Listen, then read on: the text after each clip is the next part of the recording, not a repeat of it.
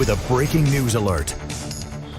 And that breaking news, we're learning more about a fire that happened earlier at a senior apartment complex. 75 people had to be evacuated with 4 people transported to the hospital. And with that, JFRD says none of them have life-threatening conditions. However, it happened on the city's north side at Morris Manor on Norfolk Boulevard.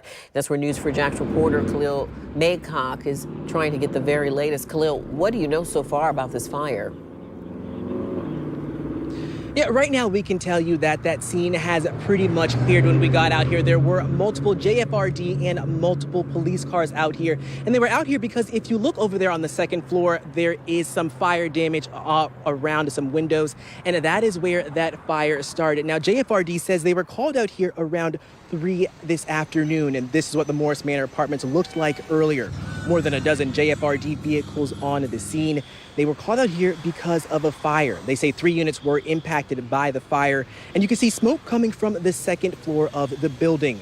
At points, you could see fire crews going in and out of that window. You could also see crews helping some of the elderly residents out of the building.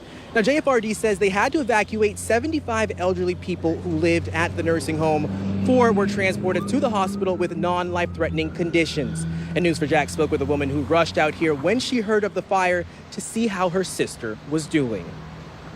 Scary, especially when I done called her about 100 times and she ain't answering her phone. You don't know what to expect. And that woman was eventually able to get in contact with her sister. She says that she is fine. And now also out here, there was a JTA bus that was here so that those elderly people could sit in some air conditioning while that building was being evacuated and being investigated. Now, JFRD says that the Red Cross was called for those people impacted in those 3 units. Now, JFRD said there are some other open units in this building, so it's not clear if the Red Cross will be putting them elsewhere. But for now, reporting live, Khalil Maycock, Channel 4, the local station.